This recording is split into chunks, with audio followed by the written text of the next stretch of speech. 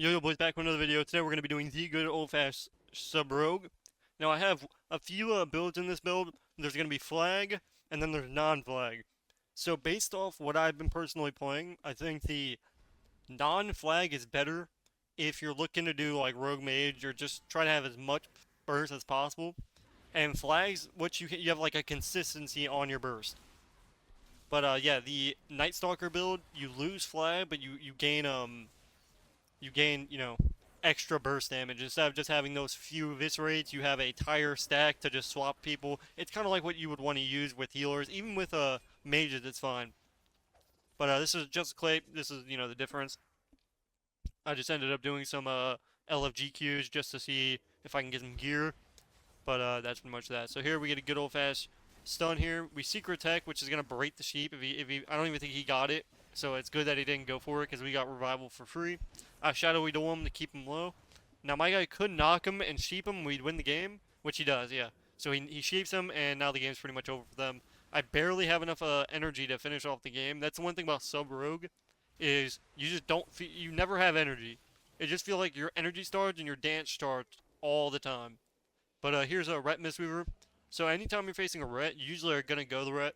But yeah, that's pretty much all there is to it. So if you're looking to play Rogue Mage, go in. You want to sap the healer, and then you're just gonna stun the Ret. You're usually gonna either blind off your sap into like a stun, or you'll blind heat your teammate sheeps, and then you can either kidney or cheap shot. You'll see here we do a shadow duel just to get his cooldowns. We get land hands, which is kind of good. So we keep doing pressure. So here I'm gonna stun. So there we go. And then off that I don't know if we're gonna blind yet since he has bubble. So since he has bubble, there's no point of blinding the Mistweaver. Now when it's off DR, we can probably blind him. But yeah, don't blind when somebody uses a major cooldown. Don't blind into it because you're not gonna get any usefulness out of it. So here he gets a DB sheep. We're not gonna use secret tech because we're right on top of him. Unfortunately, he does tank our entire setup, and that's the one thing about rogue mages. People have so many cooldowns that that's just how it is. That's why double DPS hasn't been playable since Shadowlands, is because the amount of cooldowns people have, and it's like 6 per, spec. It's just not possible because Rogue Mage has a specific time period it can win. You have 3 goes max, 2 goes if you're playing high rated. So, and when you have that many cooldowns, it's just not going to work. So here I blind, I smoke bomb, he's going to go in for the sheep, gets the full sheep, and then now we're just going to win the game. Ret trinkets, but it's not enough, and we end up breezing on him, taking him out. Next game, Hunters. Now, usually with Hunters, any stealthy like Hunters, you can actually see them a lot easier than you can most other specs. So really, the moment you're just walking around looking for their pets, because you usually always see their pets before you see the actual player. So as you can see, I'm going to be spamming my macro. I'm just looking around here. Yep, so he's spamming the macro. So we're looking. We don't want to accidentally sap Breeze because it will sap whoever's in front of you. So you want to stay a little bit back. You want to wait until he gets in combat, and now you can do it and go around. So here again, we're looking for the pets. We're just going across, and you'll see there's gonna be a pet right in front of me, right? Probably no. Maybe not. Yeah, it's right here. Actually, no, the hunter just literally came out. Okay, never mind, false alarm. So here we cheap shot. We get a good setup here. Pop every cooldown in case I use my tricks. So if he tries to do anything, and he knocks him in Shadowy Duel, which almost threw, but thankfully I end up getting the step just in time. Now I am running a tricks build, so this basically gives my teammate 15% more damage. It'll be down below, and this, I don't know what the title is going to be, but it's going to be something about this build. If you're looking to play Rogue Mage, or really anything, the good thing about this build is, sure, you may lose out on overall damage, but you're getting a ton of extra damage for your teammate every other go. Or every go, pretty much. 15% extra damage, which is a lot of damage. If you're wondering why we're able to just melt through people, we're having that. You won't be able to run disarm or nothing, but who cares? So here we get a good opener. We're just going to go wise in bear form. There's no point in not going here. We end up giving tricks to our guy. We're going to resap here. Off that, we can either kidney shot. Yep, off that we kidney, and then off that we can blind. Blind. He ends up sheeping DR on my blind, but we did get trinket. So he trinketed my blind into a DR sheep. Never mind, that was good.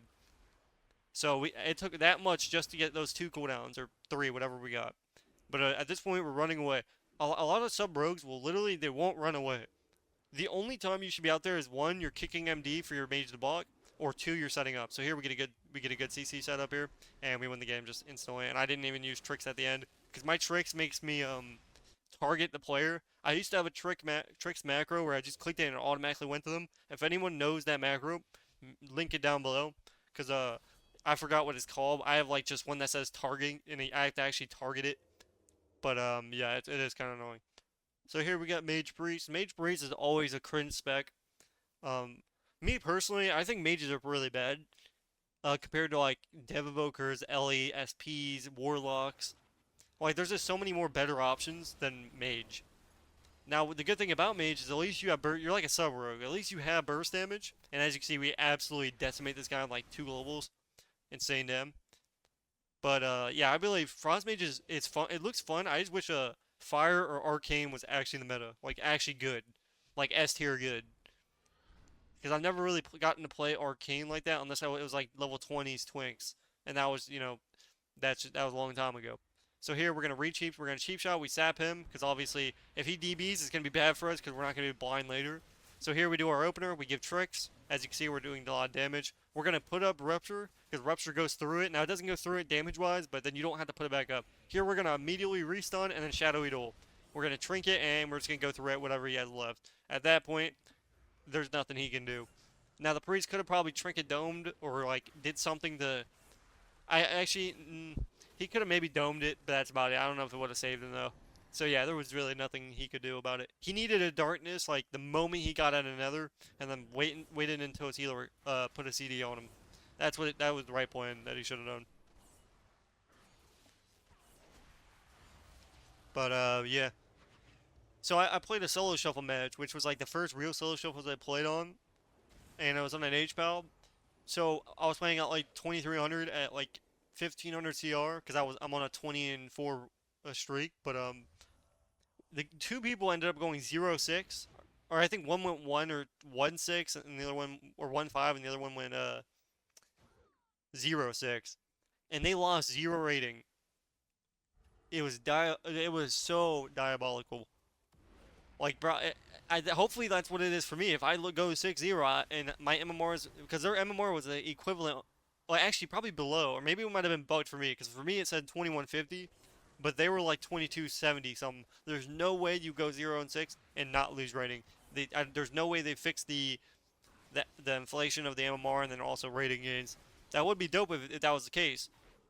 Like, Dash. Honestly, I think you shouldn't. The only time you should, I mean, you should definitely lose rating from going 0-6, but like 3-3 should give you rating, and 2-4s, that's when you shouldn't gain rating, and then 1 or 0, that's when you lose rating.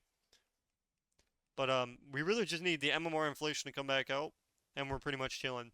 That's really all the game needs to be good. That's it. Nobody cares about the balancing in the game. They're never gonna do that. So if you have to pick one, in Shadowland Season 1 and 2, there's probably more people playing then than there has in the entire last 2 expansions combined. Because you're actually able to push. Like, you can get up to like 2,500 plus just playing with your friends. And as long as you played semi-good, and you played like a good comp, it was easy. Guess what? If you play an S tier comp right now, and you're not insane, you're probably 1800 TR. Like right now, 1800 in arena right now is the equivalent of like 22 or 2300, and then 2K to 2100 is probably that is gladiator. That's like 24 through 26, maybe 2700. Past that, you're playing rank 1 games. That's a rank 1 every lobby right there.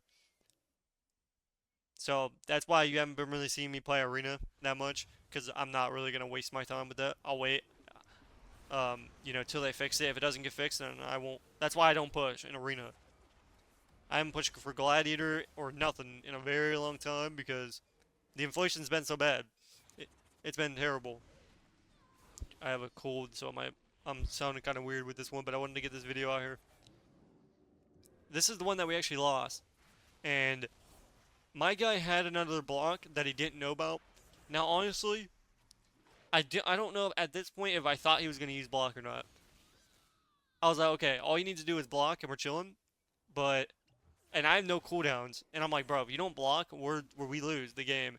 He's literally not blocking. All he had to do is block, give me enough time to get a reap, and that's it. Or just sheep the rogue off me, that's it. So I can get away. And this is what happens here. I knew right here is when I knew I said block. and now the game's over. So let me know what you guys think about this video. If you want to see more in the future, let me know. Check out the Patreon for 7-day free trial. I'll be posting everything there early, and guides, etc, whatever, etc. But I'll see you guys in the next video. Make sure you like, comment, and subscribe, boys. Peace, peace.